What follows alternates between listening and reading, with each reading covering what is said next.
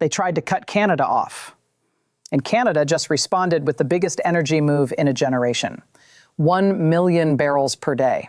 Not a plan on paper, not a proposal in committee. A number Ottawa is now actively rooting. And if you think this is just an oil story, you are about to find out why it is the most important economic decision Canada has made in 20 years.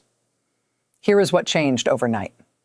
The Globe and Mail reported that the federal government has chosen a direction for a brand new pipeline from Alberta to the Pacific coast, not to American refineries, not to American markets, to Asia, South Korea, Japan, China, India.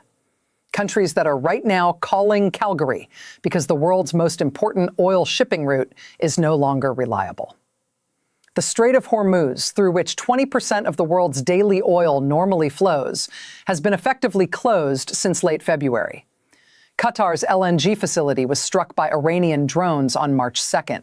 And in that vacuum, Canadian oil did not just become attractive, it became strategically necessary. If you want to understand why that changes everything for your savings, your pension, and Canada's position against Trump at the trade table, stay with me. This one goes deep.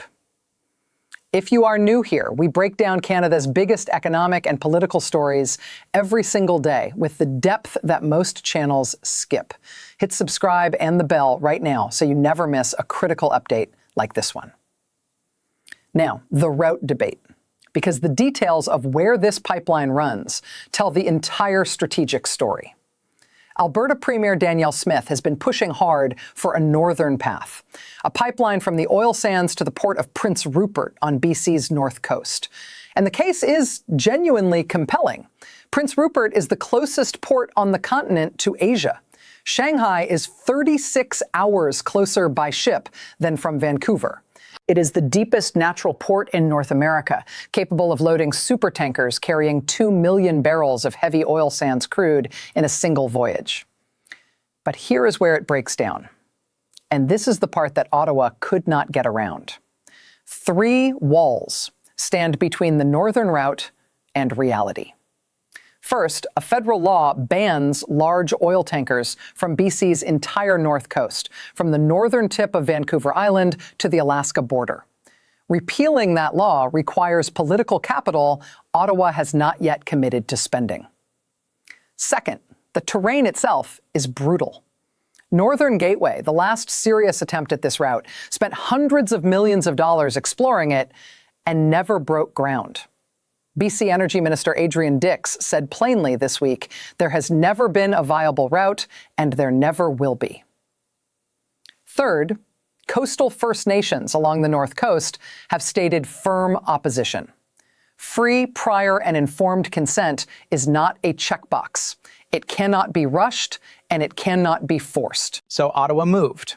Federal sources told the Globe and Mail they are leaning toward the southern route, running the new pipeline alongside the existing Trans Mountain infrastructure through terrain that is already surveyed, permitted, and understood.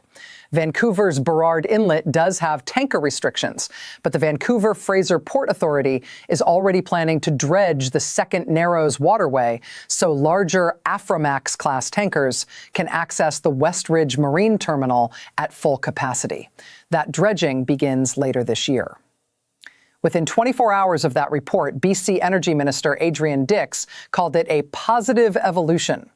Premier David Eby, who had spent months fighting the northern route, stopped fighting because the southern route is exactly what BC had been asking for all along.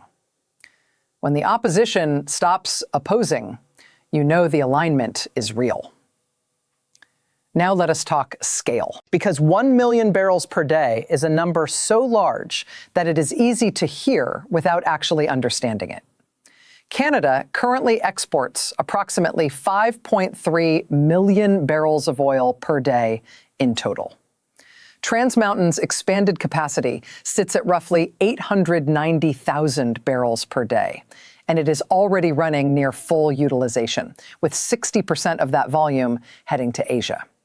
This new pipeline would add another full million barrels on top of that, a 19% increase in Canada's total export capacity overnight. And here is the number that almost nobody is reporting. Before Trans Mountain expanded, Alberta's oil exports to Asia were essentially zero. By October 2025, they had reached $800 million per month. That is $800 million that used to go to American refineries at a discount, now going to Asian buyers at world prices. The price gap between Canadian oil and the American benchmark, what the industry calls the WCS discount, has already narrowed to its tightest level since 2020. More buyers, more competition, less leverage for the American refineries that used to buy Canadian crude cheaply because there was nowhere else to send it. 1 million barrels per day flowing to Asia makes that shift permanent and structural. American refineries would have to compete for Canadian oil on price. They would no longer be the only option. Now sit with that for a second, because what we just described is not an energy story. It is a leverage story. And that leverage runs directly into the CUSMA negotiation. The July 1st deadline is 70 days away. The American argument at that table is that Canada depends on U.S. market access and therefore must make concessions on dairy, on streaming, on steel and aluminum. Canada's counterargument is that it has alternatives. A pipeline carrying 1 million barrels per day to Asia is not a vague future alternative anymore. It is a concrete, costed, politically endorsed project with a route now being selected.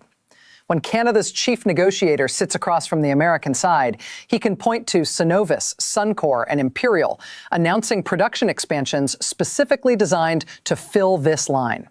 He can point to Asian governments already treating Canadian oil as a matter of national energy security. He can point to Ottawa and Alberta choosing a route on a timeline over competing provincial preferences to get this done. Steve Verheuel, Canada's former chief trade negotiator, said time is on Canada's side. The pipeline route decision reported yesterday is exactly what buying time looks like. Every day, Canada builds another alternative. The leverage calculation shifts slightly further in Canada's direction. We cover stories like this every day. If understanding Canada's real economic position matters to you, subscribe right now. You will not find this level of detail anywhere else. Now the honest part. Because this pipeline is real, but the steel is not in the ground, and the gaps are genuine, no private sector company has formally committed to build this pipeline. The MOU between Ottawa and Alberta from November 2025 specifies private sector construction and financing. Cenovus and Suncor are talking about expanding production. They are not yet talking about funding the pipeline itself. Those are different conversations. Alberta's formal submission to the Major Projects Office is due by July 1st, 2026, the same day as the CUSMA deadline. The federal government will then evaluate the project against 5 criteria under the Building Canada Act: security, economic benefits, Indigenous interests, climate, and likelihood of successful execution. Designation as a project of national interest is not automatic. Ottawa and Alberta also have 2 unresolved items from the MOU itself: the carbon pricing trajectory, moving from $20 per ton today toward $130, and the details of the Pathways Carbon Capture project. Negotiators are meeting nearly every day, but have not yet reached agreement. And BC Premier David Eby, while no longer opposing the southern route, has asked for one condition.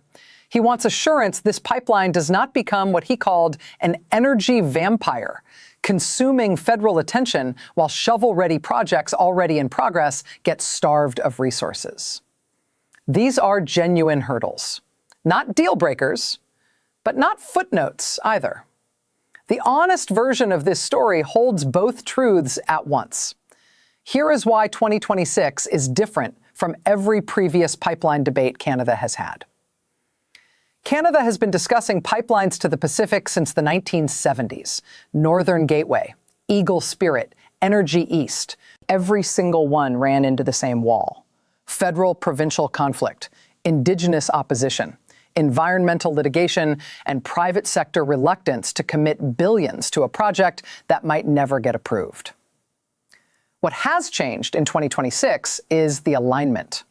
Ottawa and Alberta are working together for the first time in a decade. BC is no longer fighting the southern route. Asian governments are not casual buyers anymore. They are making 30-year energy security decisions, and they are making them about Canada. Canadian oil companies are posting production records, and they want to expand.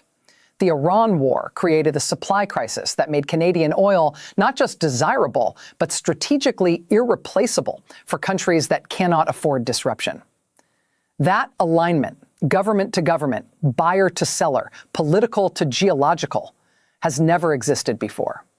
Not for Northern Gateway, not for Energy East. The stars, the market, and the geopolitics are all pointing the same direction at the same time. That has never happened in Canadian energy history. Here is the bottom line. Ottawa has chosen the southern route for a new 1 million barrel per day pipeline from Alberta to Asian markets through Vancouver. BC called it a positive evolution. Alberta's July 1st submission to the Major Projects Office is 70 days away, the same day as the CUSMA deadline. Cenovus, Suncor, and Imperial are all talking about production expansions specifically to fill this line. Asian buyers are already purchasing $800 million of Canadian oil per month through Trans Mountain, and they want more. Trump threatened tariffs. He threatened annexation. He called CUSMA a bad deal. He signed 9 pipeline permits, trying to keep Canadian oil locked into American refineries. Canada's response is not a press conference. It is 1 million barrels per day going the other direction. If this gave you a sharper picture of what Canada's real leverage actually looks like, share it with someone who still thinks Canada has no cards to play. And if you want this level of analysis delivered to you every single day, not buried in noise, not watered down, subscribe right now and hit the bell. This story is not over. The July 1st deadline, the major projects designation, the private sector commitment, every one of those moments is coming. And we will be here when they land.